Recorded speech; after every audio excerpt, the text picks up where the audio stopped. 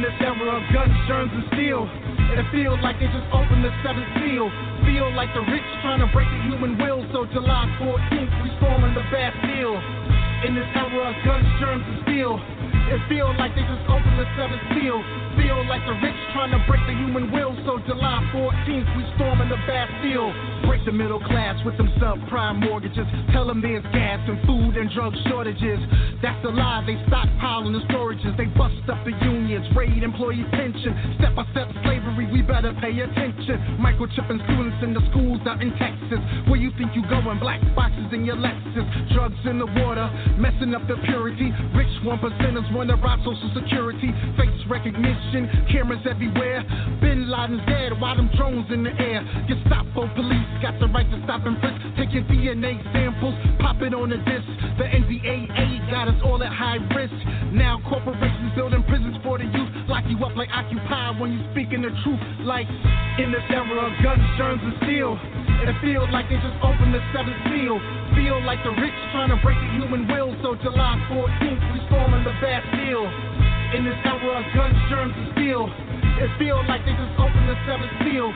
Feel like the rich trying to break the human will. So July 14th, we storming the Bastille. We got kids on prescriptions that alter their moods. Have companies that genetically alter our foods.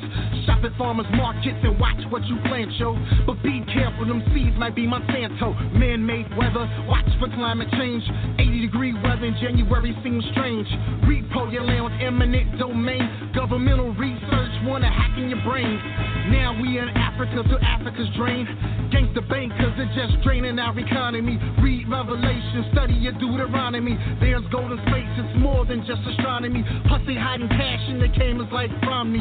Samsung TVs that can look in your home. Like America reincarnation of Rome. Like in this era of guns, germs, and steel, it feels like they just opened the seventh seal. Feel like the rich trying to break the human will. So July 14th, we storming the Bastille. In this era of guns, germs, and steel, it feels like they just opened the seventh seal. Feel like the rich trying to break the human will. So July 14th, we storming the Bastille.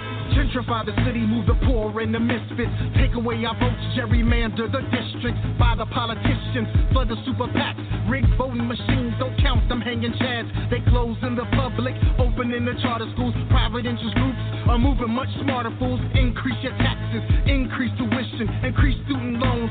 Tell me what's the mission? Increase unemployment so there's no health care. No government assistance so there's no welfare. Starving families can't get what they need. Manipulate the media, control the news feed. They got these scientists engineering disease. Feeling like we moving toward Hitler's third Reich. There's so much information I might need a third mic. Peace y'all, I'm out, this is like my third strike. Like in this era of guns, germs, and steel, it feels like they just opened the seventh seal. Feel like the rich trying to break the human will. So July 14th, we storming the Bastille. In this era of guns, germs, and steel, it feels like they just opened the seventh seal. Feel like the rich trying to break the human will. So July 14th, we storming the Bastille.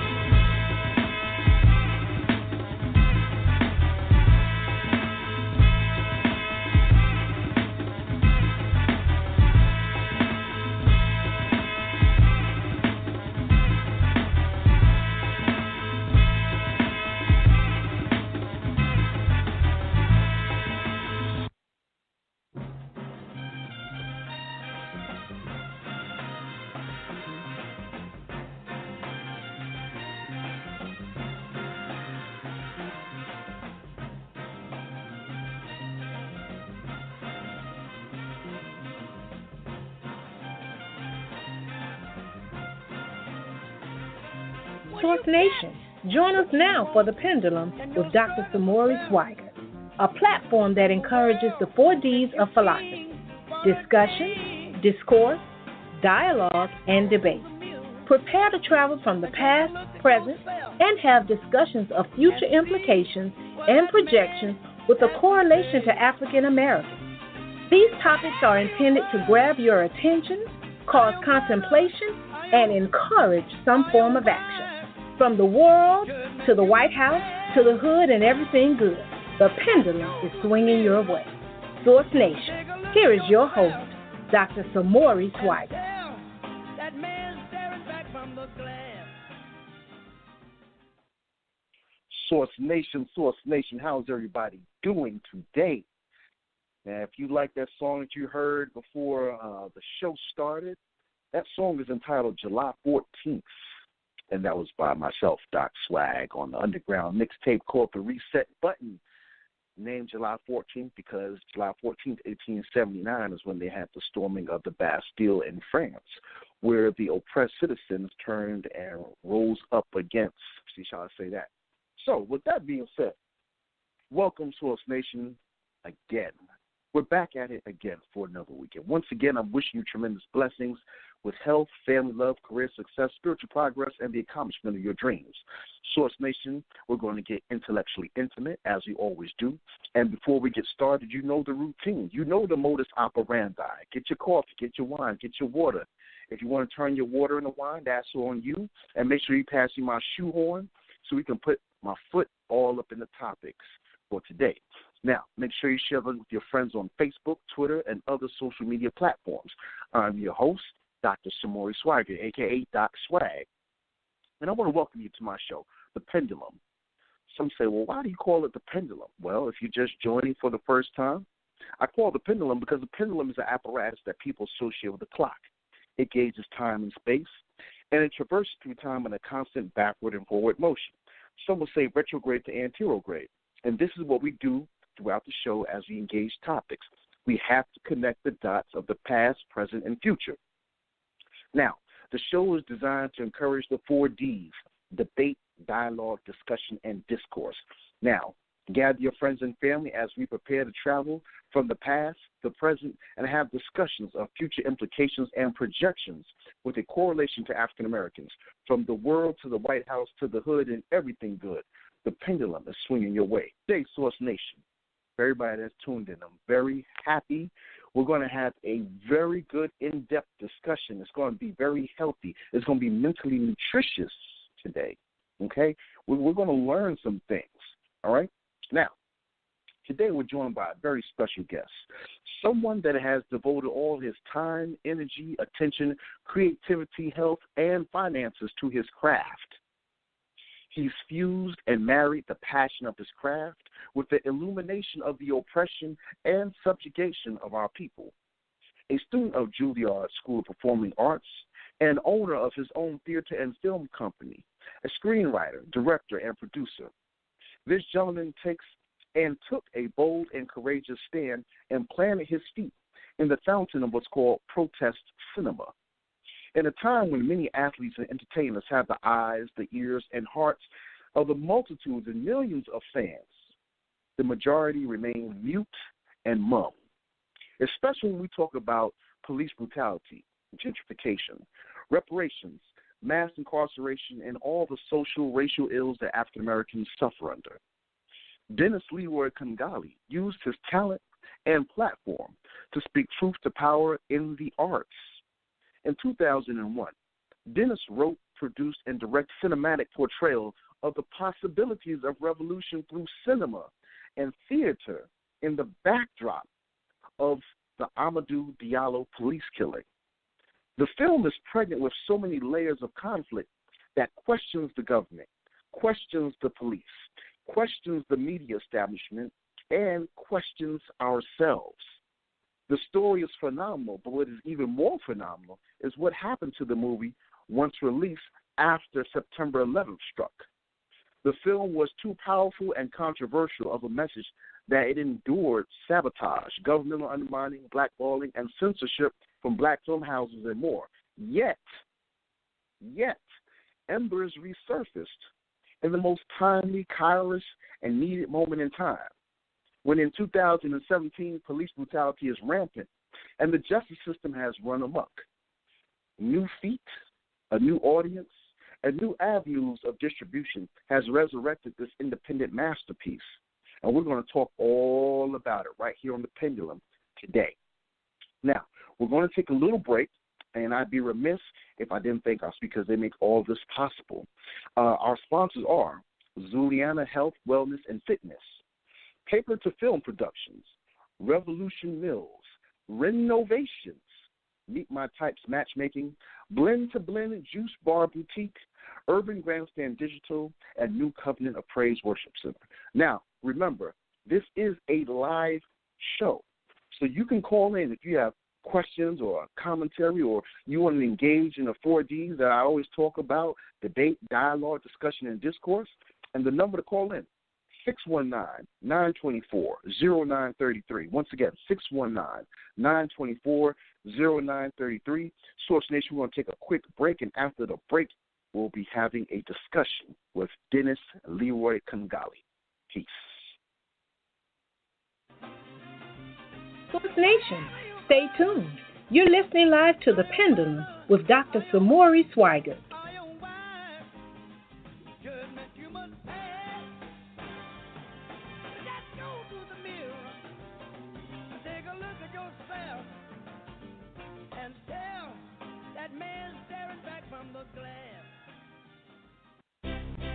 Source Radio Network is just one of the many platforms that is used to fulfill dreams of our listeners and create a purpose that will impact the lives of our communities, cities, and the world. It is often said that great things will happen when a group of driven people work together to accomplish one goal. We're giving people the opportunity to have a voice, translate words that haven't been heard, and paint pictures that no one has seen. Source Radio Network is fueling your life's purpose. How can you listen? www.blogtalkradio.com/Source Radio.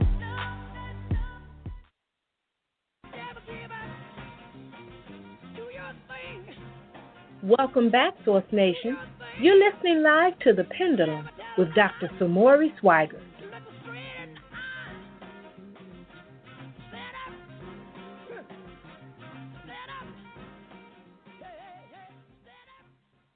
Source Nation, welcome back to The Pendulum. Once again, I am your host, Dr. Samori Swygert, and as I stated before break, and before I introduce our sponsors and thank our sponsors, I said we were going to be having a discussion today with Mr. Dennis Leroy Kangalee. And Dennis Leroy Kangalee is an independent filmmaker, writer, screenwriter, producer, director, and he has staked his claim in what is called protest cinema, has written a very, very timely piece that kind of shook up the world, as Muhammad Ali would say. And we have Dennis Leroy Kangalee with us today. Dennis, how are you doing, sir? I am well, and I'm glad to be here. Good, man. I'm looking forward to this conversation. You know, we had a very good conversation the other day, and yes, we did. It was great. It was great, and I actually checked out the movie that you recommended last night too. So that was a masterpiece. Great. Yeah, that was a masterpiece. Great. But we're going to talk about your movie, brother. But before we do that, I'd like to do a little house cleaning and housekeeping, so that people that are tuning in now, before we get into all the stuff we can mess around and lose, we can lose just the contact information. So people may love what we're talking about, but then they may not know how to reach you.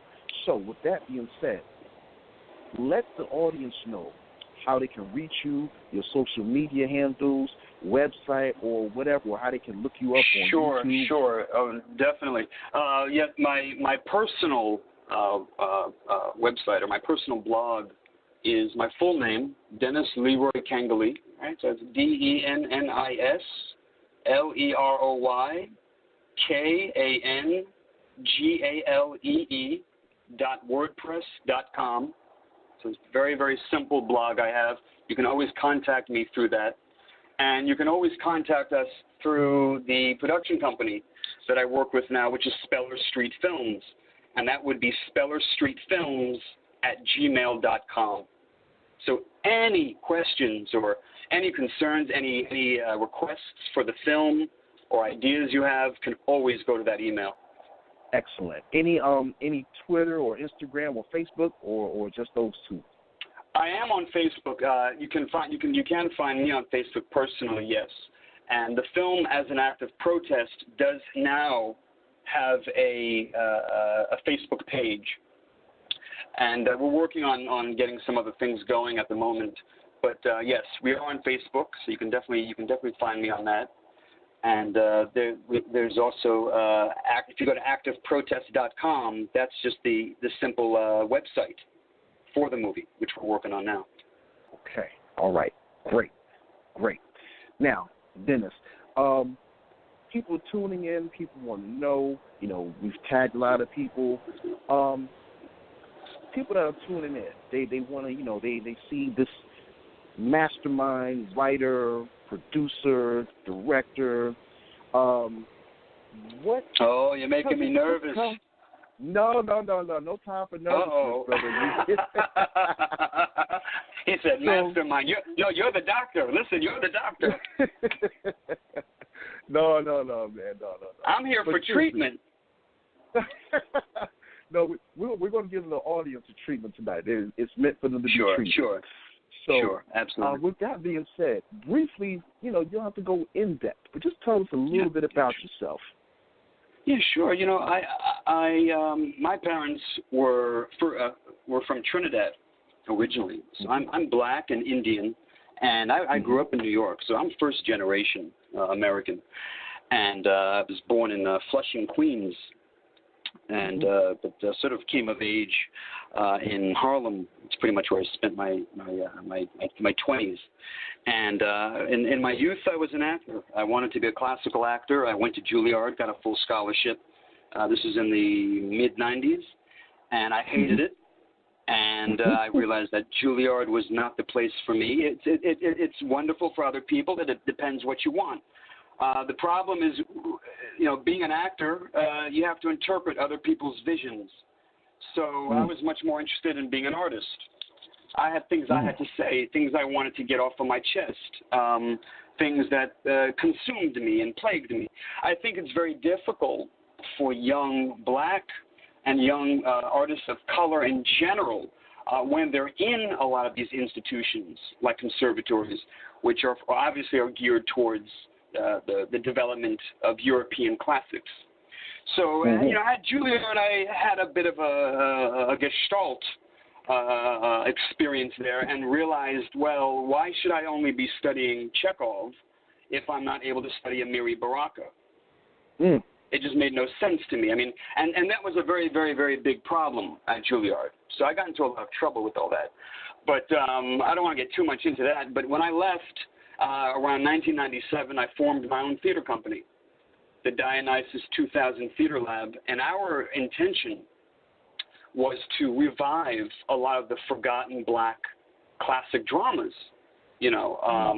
things like Dutchman and The Slave and Blues for Mr. Charlie by James Baldwin, some of the classic dramas, which you just never really see anymore. So I spent my youth, my early 20s, that was like me sort of teaching myself, really. That's kind of really when I got my education. I always say I got my education when I left Juilliard because there was just nothing for me in Lincoln Center.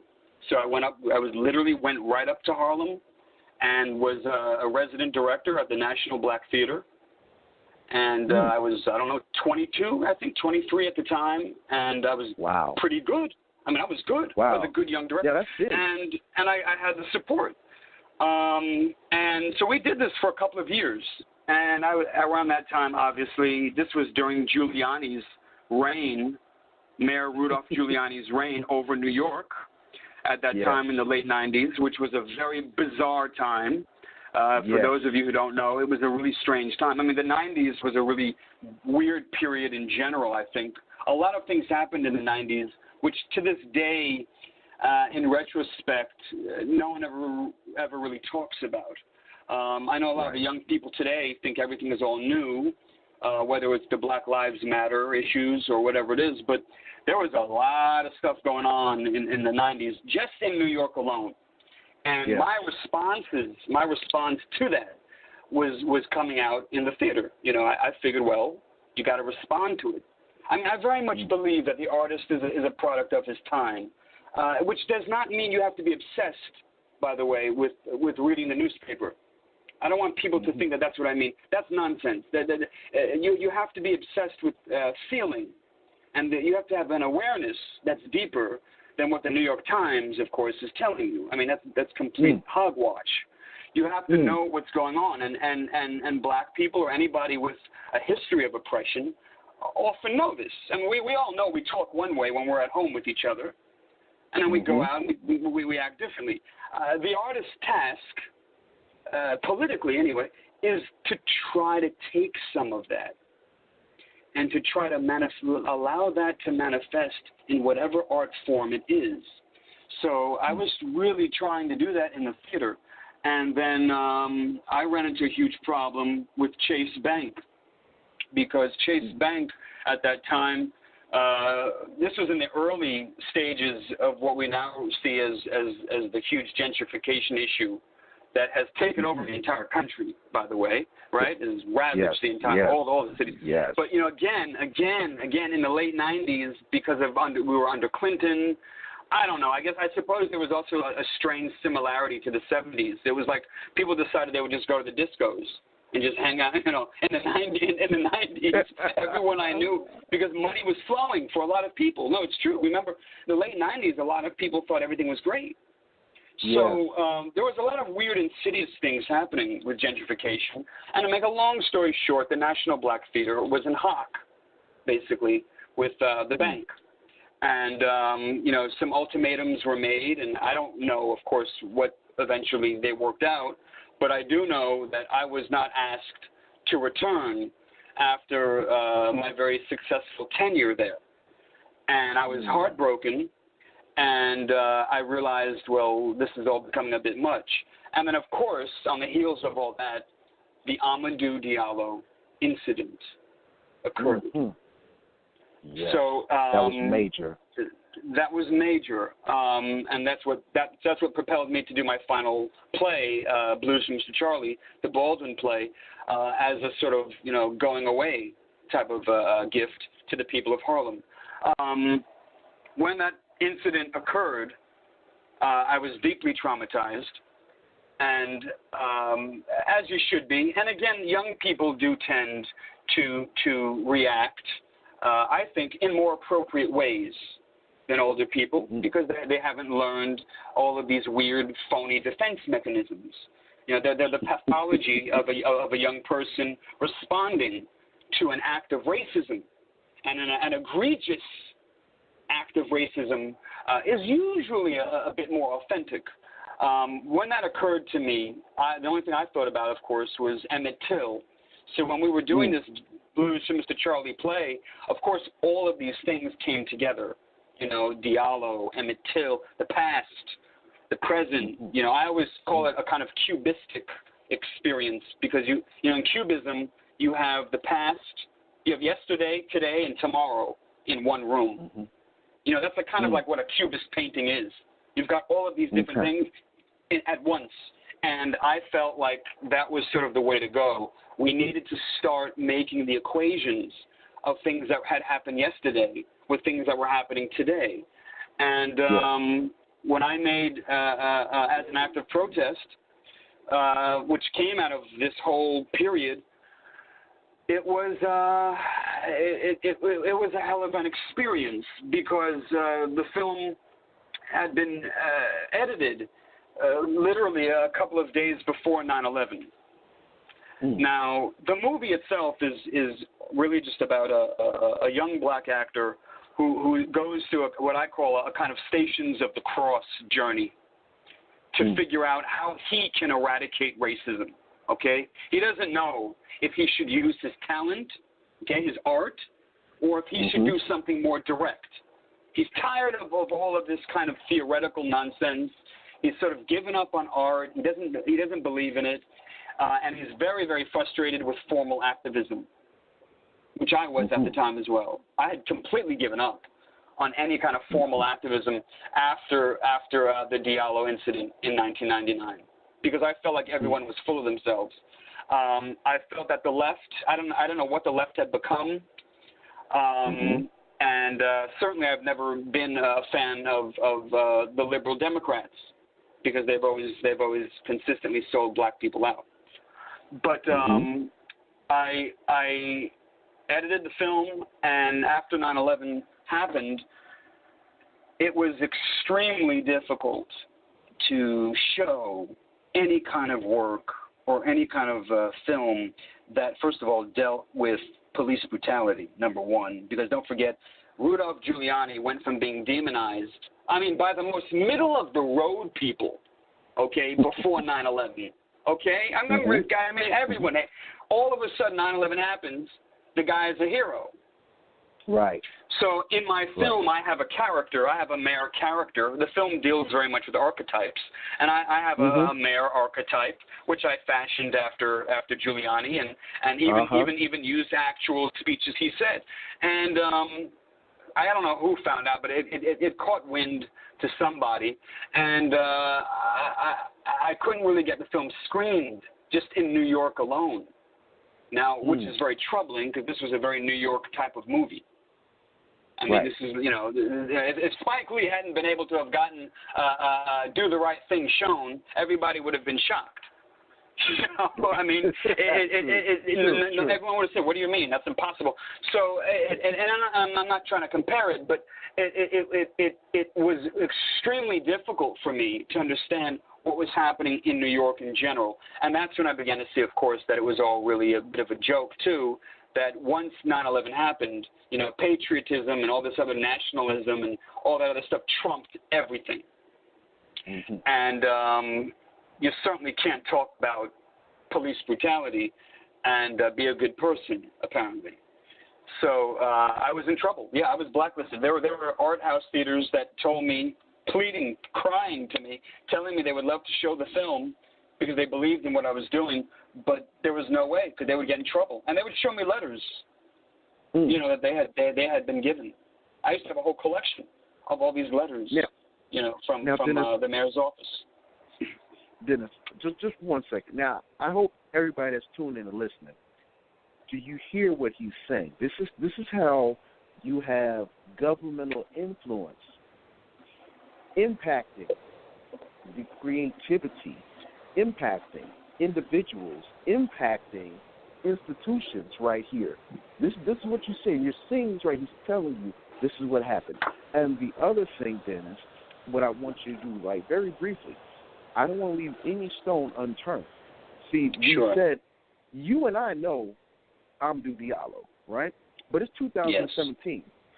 Yes. There are some people that may have been born in 2001.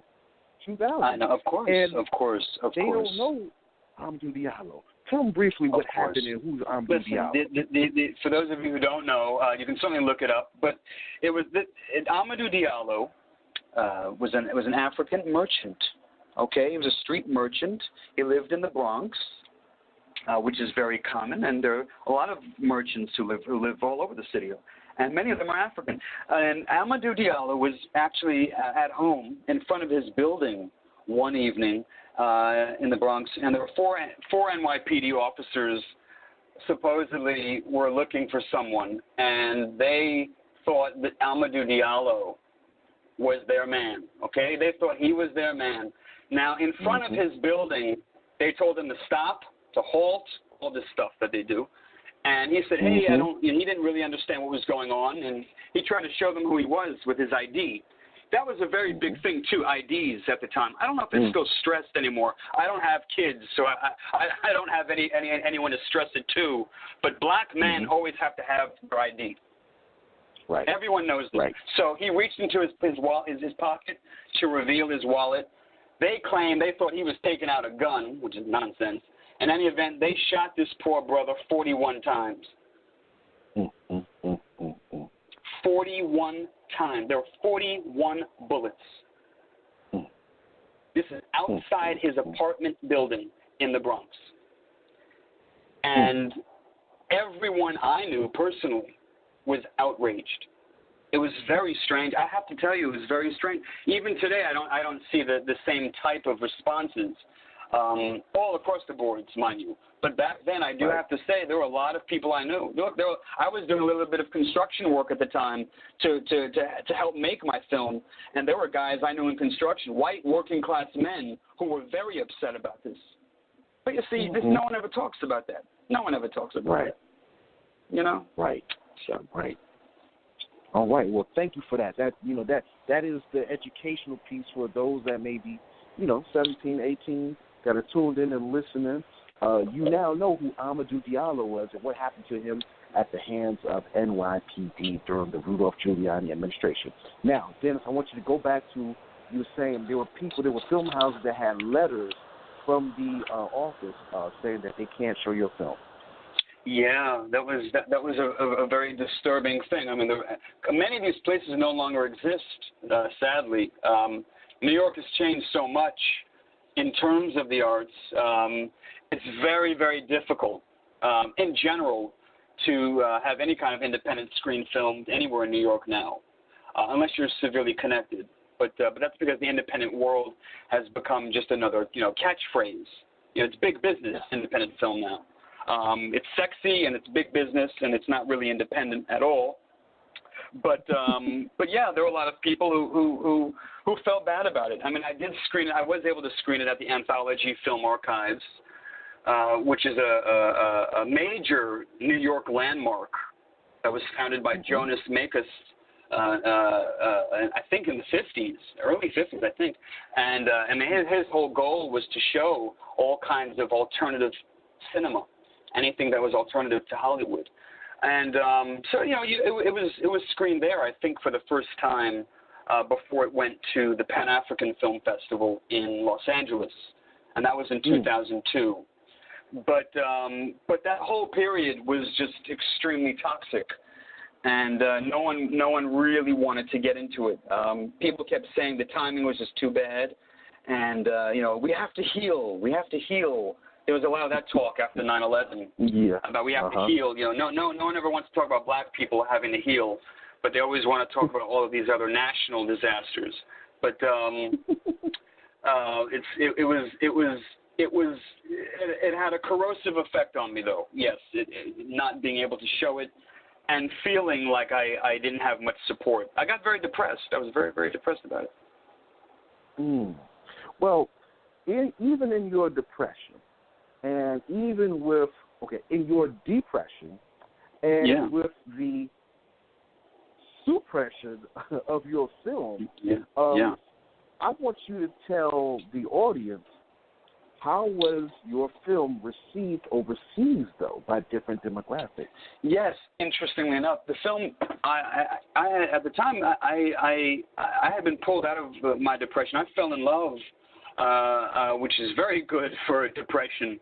If you ever meet someone who can really help fulfill you and complete you in a way, we're no longer together, but we're very good friends. Nina Fleck is her name. She's a wonderful photographer, and Nina is German. She's a German artist, and I was shocked that I would ever even be with a European artist. I was shocked, but I'd always wanted to go to Germany, and she thought, well, you know what? Why don't we go? She didn't know anything about my life, about as an active protest. So I told her about all that, and she thought, are you kidding me? This would probably be better, for you to go to Europe for a while. Maybe, some more things could happen. So we did go there. We lived in Germany, in Berlin, for a couple of years, actually. At that time, the Black International Cinema Festival, which was run, I think, by Professor Donald Griffith, I think it was.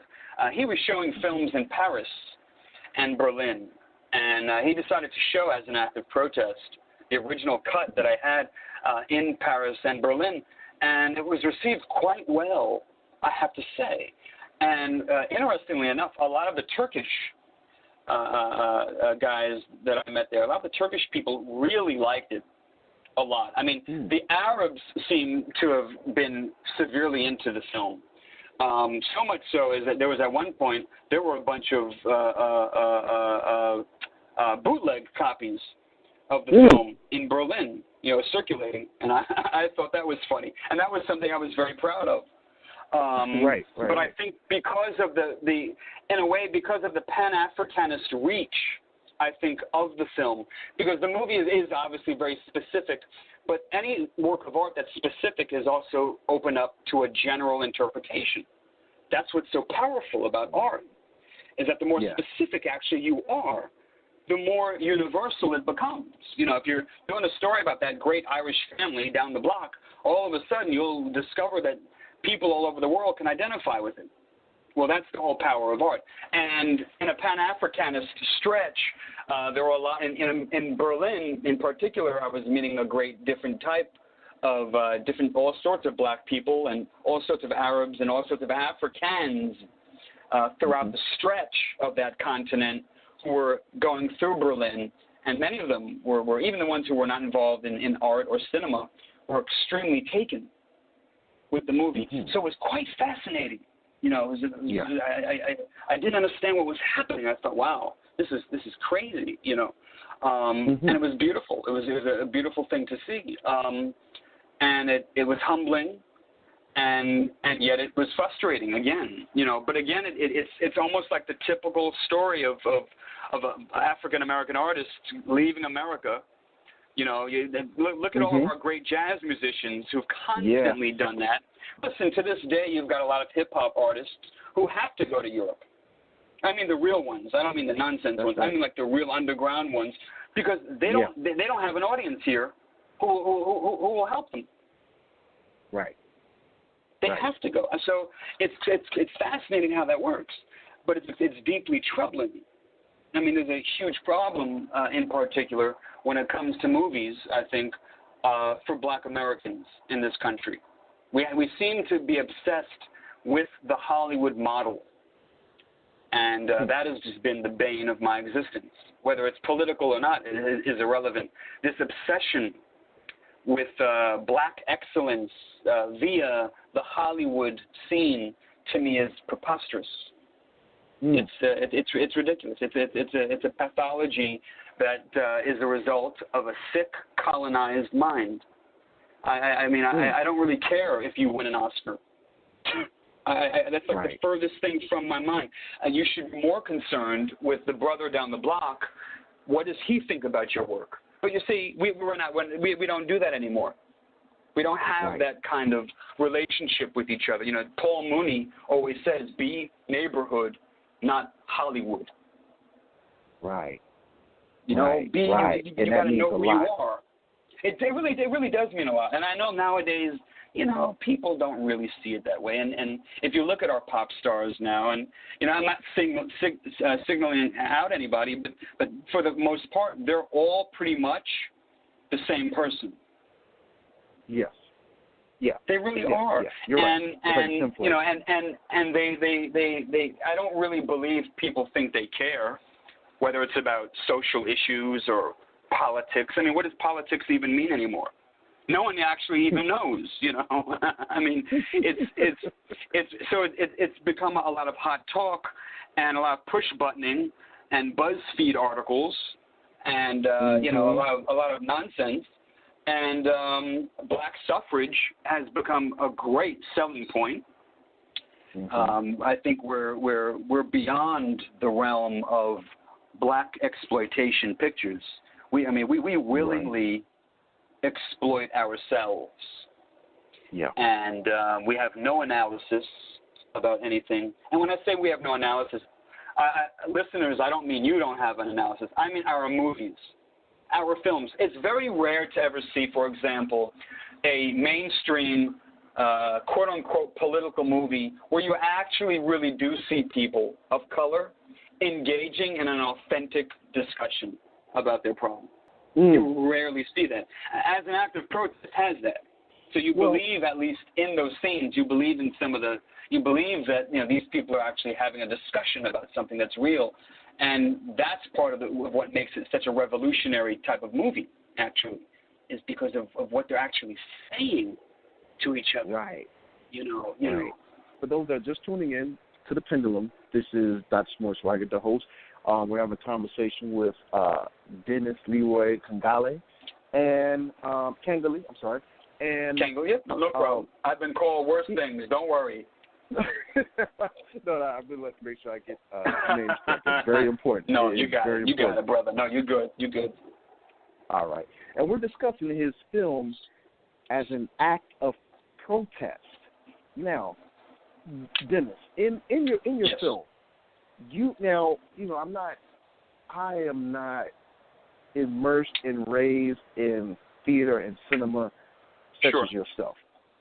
But, I can remember, the things that they taught in school, you have a protagonist, you have an antagonist, you have a conflict, and then you have the climax and all.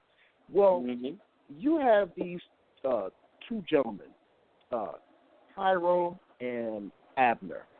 And Abner, he's like the director of the film that they're putting together, right? Correct. And Cairo is like the star, male star. I guess he would be the protagonist. But sometimes in between, to me, it seems like they're almost both of them can be the protagonists at times. Absolutely, yes. Yes. Yes. Tell me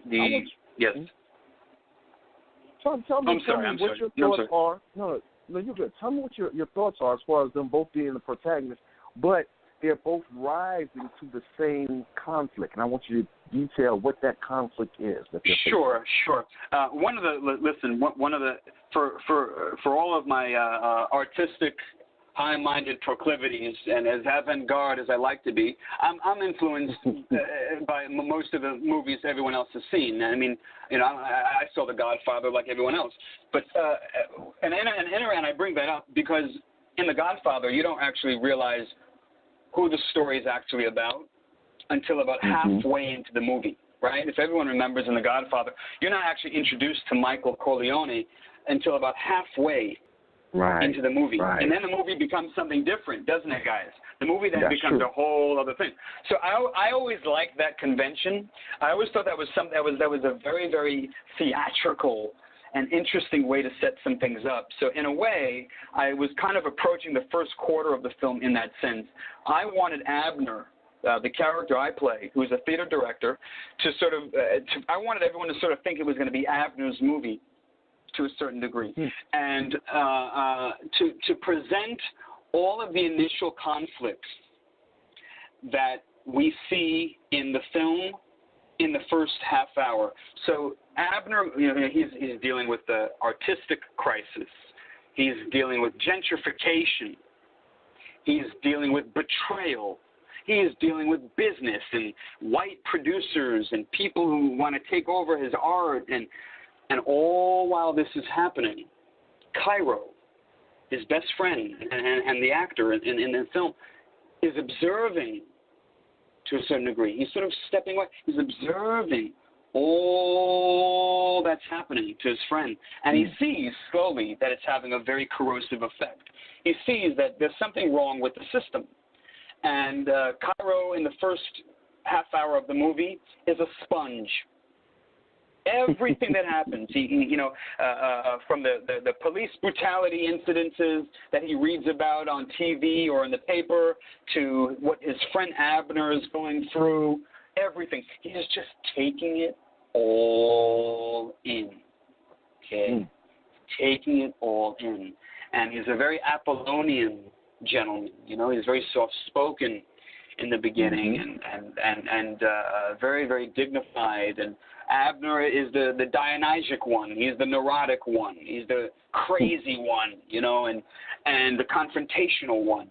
And to a certain degree, he's like an older brother, but in a way also almost like a father figure.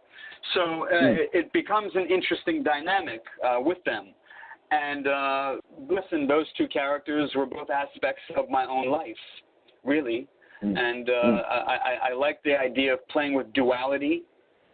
Yeah. And then when you start getting into, again, almost like a collective unconscious, I'm kind of getting Jungian here, but you kind of get into that whole thing where everyone in their life has an Abner, meaning that person that person in your head, if not a literal person, who wants to confront things, who wants to say certain things to someone in a certain way, in a certain situation. And everyone also has Cairo, who tries to be understanding and who tries to just not get too emotional. Cairo resists emotion in the first part of the film because to him, he already seems to know if his emotions take over, He does not know how he will survive in a racist society. He simply doesn't know. He does not. He has no handle on it. And so that's kind of what those two characters represent. All right. And the conflict, you say, is, what would you say, how would you detail the conflict that they're fighting against? The conflict they're fighting against is basically all of the insidious psychological methods of racism, okay, which is very, very hard, of course, as we all know. Anybody who's been the recipient of racism, it's always, the burden is always on us to have to prove something, right? I mean, you can't just go up and say, hey, my boss is racist. Well, what do you mean? Everyone always thinks a racist is someone who plants a burning cross on your lawn, and that's it. So the conflict is how to digest and dilute and work through all of these sensitivities that these two young artists have. And, of course, I've made them artists in the film because, to me, the artist is the most sensitive part of society. I mean, Miles Davis used to say he could tell a racist in 10 minutes. In his autobiography, he actually says that. He says he's always been he says he's always been able to do that instantly. So if you look at it from that way, having that kind of feeler, if you will, that antenna for those types of people or those feelings, that can make you go crazy, first of all. Now, but the overall conflict is, how can I eradicate racism and or maintain a healthy way of life? How can you be healthy in an unhealthy society? How? I mean, that's it. That's the whole. That's what Cairo asks, and that's why, like I said earlier on the show, he goes through almost like a Christ-like sort of stations of the cross journey, because every time he thinks, he's getting somewhere and figuring out what this racism shit is. Pardon my French. He gets let down, or he gets betrayed, or something else happens. Or no one wants to talk about it, which is a whole other issue. A lot of people in life in general don't want to talk about it, and most people think they've talked about it so much that there's nothing new to say. But I disagree with that. Now, I want you to juxtapose your film that was done in 2001.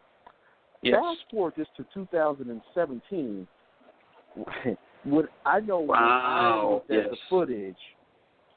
at the footage, I was like, this man was ahead of the curve. You went ahead, sort of curve, and it was kind of like, I'm going to show you what it is, and we're still like trying to running around the track like, oh, let me see when I get there. And it's like we've arrived, and you're like, okay, now you're where I was trying to tell you where we are. Exactly. You're absolutely right, Dr. Swag. You absolutely but you're right. I it's funny. For many years, I had when I was still married, I told my wife, I said, I've moved on from As an Act of Protest, but it seems like the world hasn't. And it was always such a weird thing. And she would always say to me, you've given up on that film. You never really pushed it, though. You never. And I would always tell her, well, we're living it. I said, look at the world. I said, what do you know? I said, give me a break.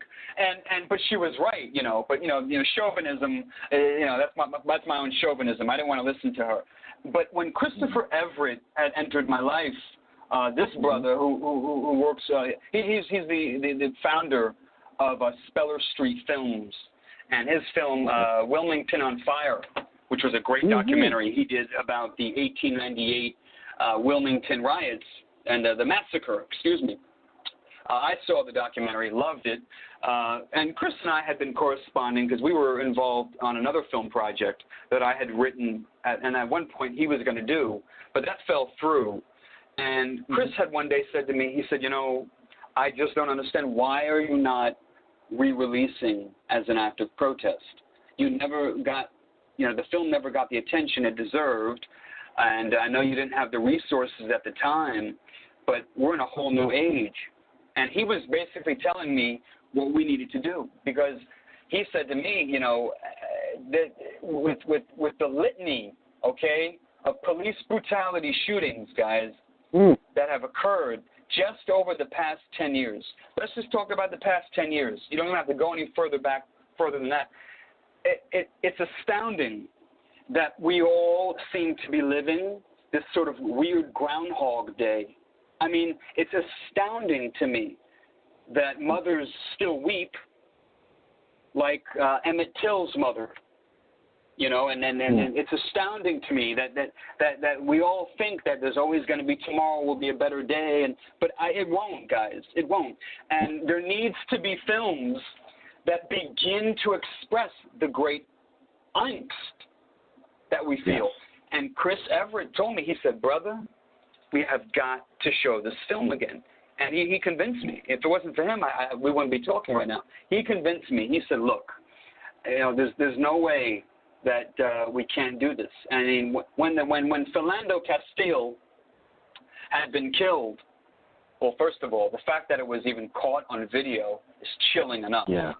To me, that was like the end of cinema or video to a certain degree. I mean, that you can't. I mean, we live in a world now where you can just actually watch people being killed.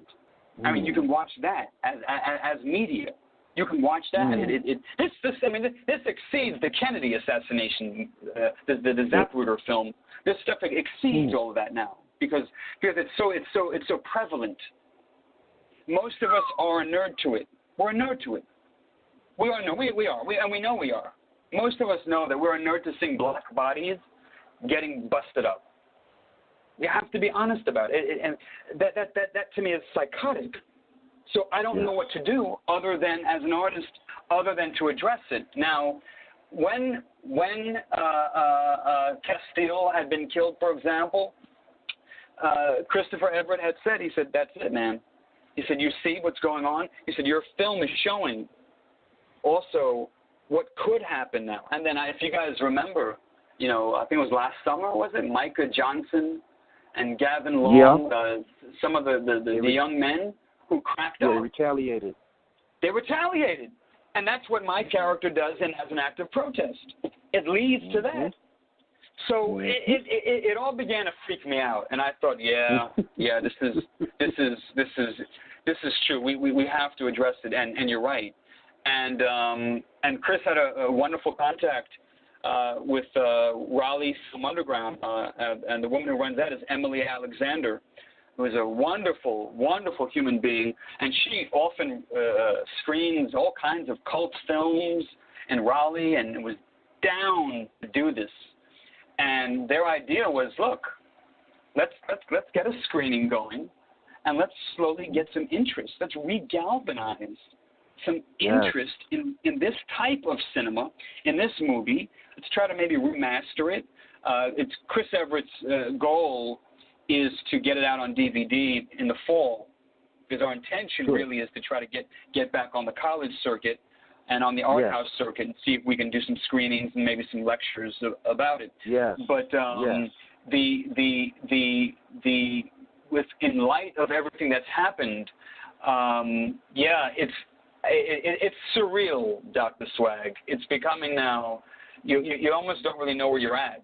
It's just so bizarre what's happened, and that's all the more of a reason why we need a protest cinema.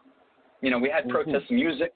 Look, whether it was Bob Dylan and Nina Simone, right, making protest music, right, or whether you had the Sex Pistols or then Public Enemy, or I often saw myself as being akin to that. I always just said I just want to make films the way that Public Enemy and the Sex Pistols made their music. Right.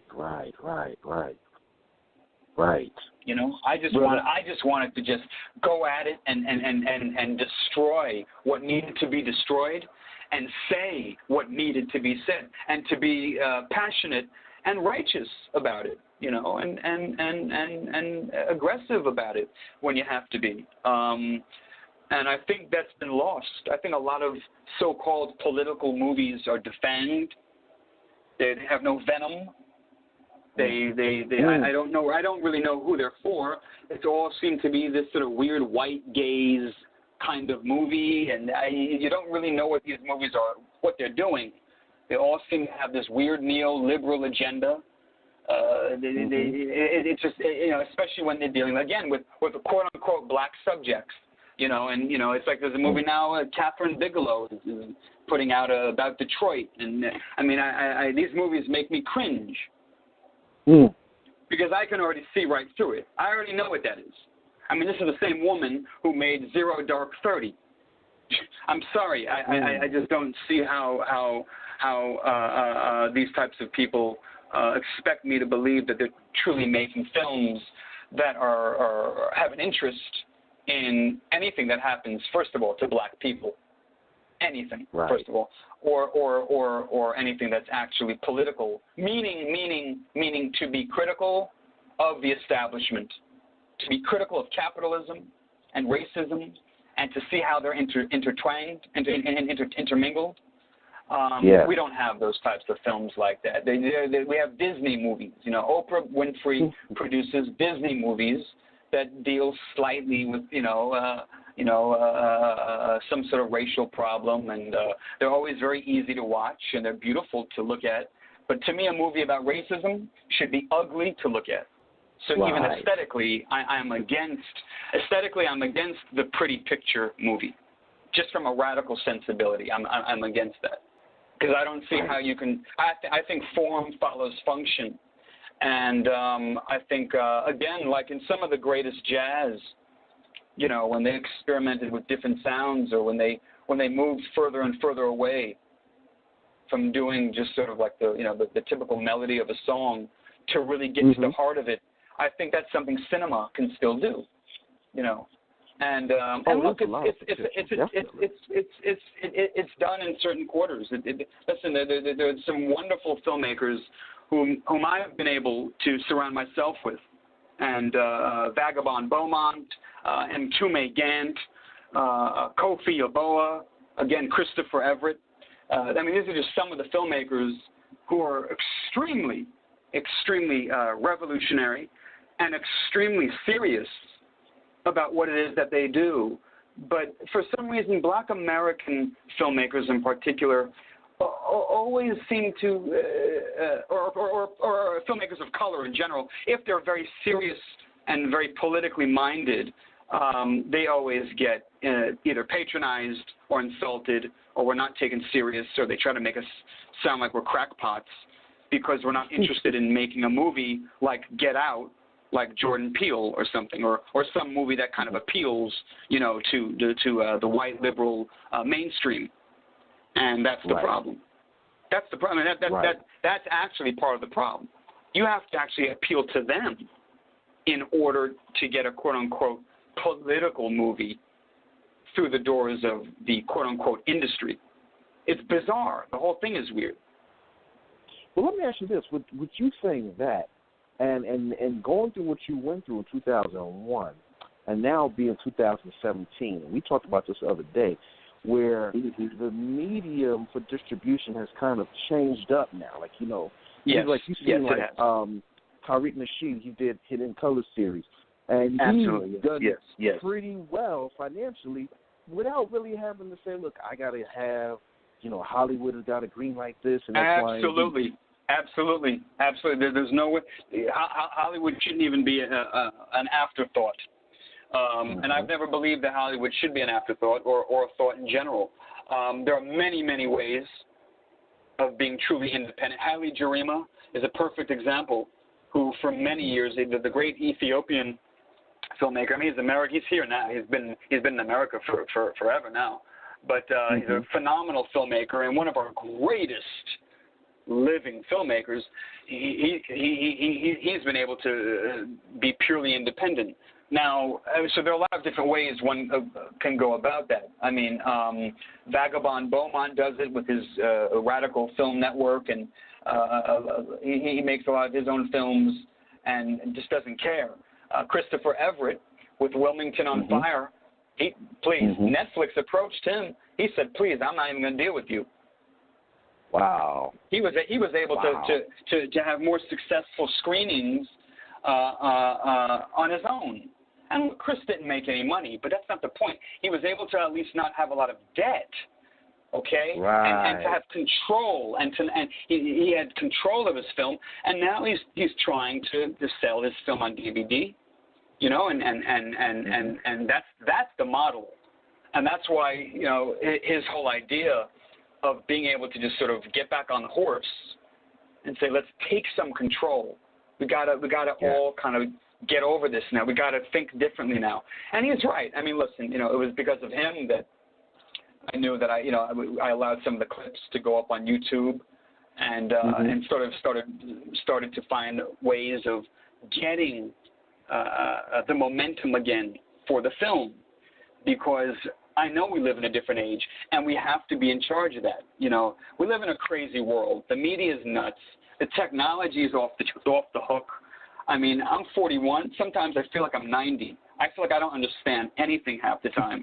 And I have I mean, I'm not technically oriented anyway, but I do know that if the artist or even a businessman, listen, if you can stay a step ahead of technology, just a little bit, you can always make it work for you. You have to use the form before the forms use you. You've got to know that, and that goes for everything. I mean, whether you're a doctor or whether you're a painter or whatever it is. I mean, there are ways, things always change. So whether it's distribution or communicating or sharing media now and how that works and how, yes, of course. I mean, there's a lot of new ways, and definitely that's going to have an impact. Because I didn't have any of these resources when I was 25, and nor did I have anybody who could show me how this stuff works. So Chris innately thinks about things in that way, and he's wired to understand about audience and what that means, and how does one develop an audience, and what you can do with the internet, and what you can do. So. And that's what you need. You know, you need to have that. And if you have that, then you're always going to be okay. I mean, you'll always figure it out. You know, I think the big test at the end of the day is really getting people to understand that, you know, films like As an Act of Protest could have been like the lost movie, again, that, you know, alienated and understandably psychotic men like Micah Johnson and Gavin Long yearned for. Do you know what I mean? I mean, like their last breaths are the heartbeat of As an Act of Protest. You know, I mean, the tormented body of Philando Castile or Trayvon Martin, countless others, Sandra Bland, you know, they're the spirit. So, I mean, it becomes... this program is very special to me tonight, and being able to talk to you about these things are important, because we no longer have these discussions in the arts. I don't know what happened to the arts, but we, you know, I mean, I used to, you know, I grew up reading all the great essays by Mary Baraka and Lorraine Hansberry and, you know, Baldwin, James Baldwin. I mean, my gosh. You know, these guys, oh my goodness, I mean, you know, giant. They write about everything. You know, they write an essay about a coffee cup, and then you start thinking, wow, the coffee cup is political, and, you know, and you begin to see all the connections. Nowadays, if you do that, people just think you're crazy. I'll be honest with you. That's really what and there's an anti-intellectualism, which is very, very popular now. And I know America's always had that problem, but I believe now it's worse than ever. Yes. It's worse than ever now. It's worse than ever, and that to me is really what scares me. You know, that's what scares me. Well, I think, you know, we're at a very pivotal moment in time for us now, but I believe there are diamonds in the rough. Like even when Giuliani was in office, we Yes. had individuals such as yourself that were cooking up hot stew for the public. So even now, even though things are crazy now, we've got some gems cooking up some hot stew. Oh, definitely. Mm-hmm. Absolutely. It happens. I completely agree. Every generation it happens. It's happening right now, and and I hope that they do not despair as much as I did, and I hope that they don't feel as lonely. I mean, I think that's the thing. If someone asked me, well, what's your goal now in your life? I would honestly say I would like to be the person I needed most when I was 20. You know what I'm saying, brother? Like that. That's what I mean. If I could help, you know what I'm saying? At this point, and that's what when Emily Alexander and Christopher Everett, they were. I think again, I applaud them for convincing me that this is the way to go. We got to start somewhere. And as Nina Fleck always told me, you got to be proud of your work. My ex-wife said I used to spit she said I was spitting in God's face every time I did not want to talk about as an act of protest. And she was right. I mean, she was right. So again, if I can help somebody, and tell them, first of all, you're not crazy, and what you're going through is necessary. We need these types of people. We need the new Nina Simones of cinema, or whoever, the John Coltrane's of cinema. You need people who go out on a limb, and sometimes it works, and sometimes it doesn't. But that's what you need. We need a Richard Pryor in all the arts right now. Yes. we do. We need. So, ladies and gentlemen, we need all the mad men and mad women out there, to stir the pot. To stir the pot. You can't. I mean, listen. And you got to be willing. And that, I think, Dr. Swag, the hard part. Most of us, and I understand this, we're not willing to accept the consequences. You have to be willing to accept. You have to be willing to be marginalized. You can't let it, if someone brands you with the scarlet letter, hey, you got to wear that like a badge of honor. You got to wear it. That's how you got, the outsider has got to be proud of being the outsider. I mean, we don't all have to have bad endings, is what I'm saying, as alienated artists, and many of us do. Okay, and that's serious. But I mean,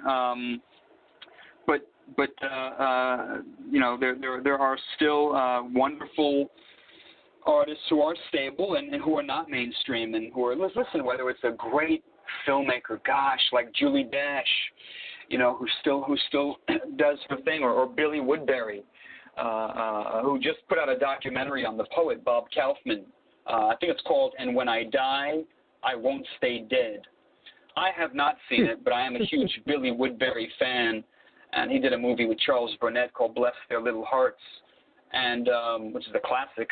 But my point is that these are the people that I've learned from, Bill Gunn, all these kinds of people. And, it's important now to be aware, like you said, that, that there are other artists and there are young people who are doing their own approach or their own protest art or their own, and I hope I can inspire them or influence them or just help them. I mean, I don't, my whole thing is enabling. And Christopher Everett, really taught me that, because what he's been trying to do for me is kind of what I feel that, yes, we should then eventually do for other filmmakers en masse.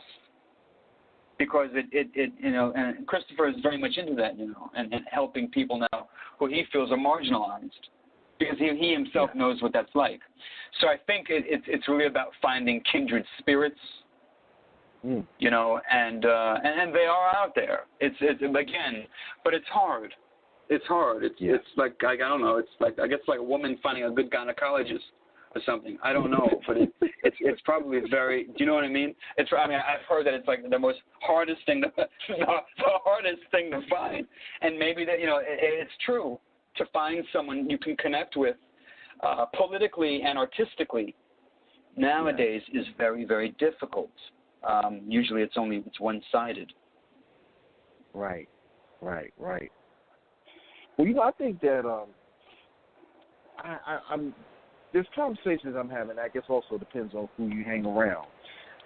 Yes, exactly. Even myself, I'm working on a documentary. Putting everything together slowly but surely. There are people that have messages that they want to get out, and it's just like you said, connecting with the right people and people that's going to keep them motivated, people that will give them the advice that they need. Yes. And at the same time, not, how can I say it? Sometimes the competitive nature of people sometimes, they, we'll sabotage because some people just want to be the one. They just want to be the this one. Happens all the time. Kind of like, And so, listen, artists are a poor excuse for their work. Let me tell you, we are extremely. We can be vicious and petulant and catty and self-involved. And there's a certain Schadenfreude that artists actually enjoy. They enjoy it when, did you hear what happened to Bill? Yeah, his film didn't do well. Ha ha ha. They kind of like that, and those are the people you have to avoid. Yes, listen, artists, we're big babies. We are, and we really are. We are, and we're allowed to be. Because that's what we do. There has to be someone who's like that. Again, I mentioned Richard Pryor earlier. You don't get any more of a bigger baby than that. That's a terror. So okay, but my point is that but you got to be around people, like you said, though. Yes, of course, who are going to be honest with you and who feed you. You have to avoid toxic people. Yeah. I got involved in some toxic people a couple of years ago before I met Christopher Everett, which put me in a very bad situation. So, which is why I've had so many ups and downs in my life. And those are people mainly more connected, again, to Hollywood or Hollyweird, as I call it. So, you have to avoid those people, like the plague. Like an STD. You cannot go near them because they will ruin you. And people do not like to see people be successful. If they're truly talented. I've noticed this. It's really hard to talk about. But I've noticed that people who are really talented, I've noticed some people around them that they almost seem to have all these people who actually don't want them to be successful. It's weird. So, or they don't want to be upstaged. Yeah. It happens all the time. So you've got to have a good, emotional arsenal around you. And that's the only way. And you have to have firm belief in yourself, when you're addressing these types of things, which again is very, very hard. All right. Well, ladies and gentlemen, this is Dennis Leroy Kangalee, and we're going to get ready to wrap up.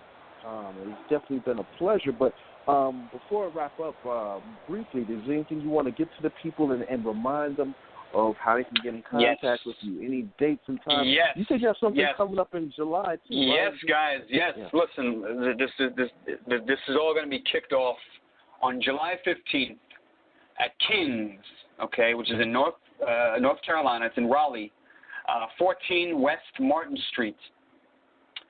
There's going to be a screening of As an Act of Protest, along with an art exhibit, original art exhibit inspired by the film. Some incredible painters, artists have worked on this all for free, mind you. No one's gotten paid to do anything. They're all doing this out of the goodness of their heart and out of belief in the film. And doors open at 7 p.m. The film will start at 8:15 p.m. Okay, tickets are $10. And I think the event is at www.actofprotest.eventbrite.com. So you can get advance tickets there. But if you do want to contact me or anything related to what we've talked about this evening, please contact Speller Street Films at 910-280-3914 or spellerstreetfilms@gmail.com. All right. Everybody, that is Dennis Leroy Kangalee. And Dennis, I want to thank you one more time, man, for just sharing your wisdom, sharing your experience with my Source Radio network. Thank you. Thank you, guys. Pleasure. Thank you. Likewise, absolutely. Yes. And everybody remember, the name of the film is As an Act of Protest. That's right. Everybody, you're tuned into The Pendulum with Dr. Samori Swygert. We're about to get out of here, but I have to thank my sponsors, and they are Zuliana Health, Wellness, and Fitness, Paper to Film Productions, Revolution Mills, Renovations, Meet My Types Matchmaking, Blend to Blend Juice Bar Boutique, Urban Grandstand Digital, and New Covenant of Praise Worship Center. Also, you can hit me on Twitter. My Twitter handle is @DocSwag06, DOCSWAGG06.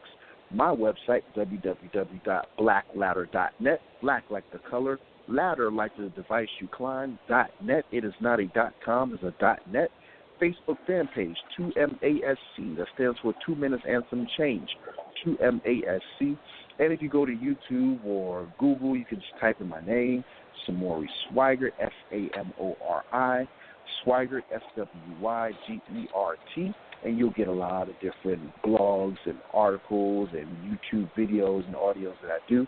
And you can also go to CD Baby, iTunes, Amazon, Google Play, and type in my name, and you'll get my jazz and poetry CD. You'll have my audio book, and a few other things on there. So check that out. And next week, we're back on. Next Wednesday, 8 p.m., The Pendulum, Dr. Samori Swygert, a.k.a. Doc Swag, the Source Radio Network. And we are out. Peace.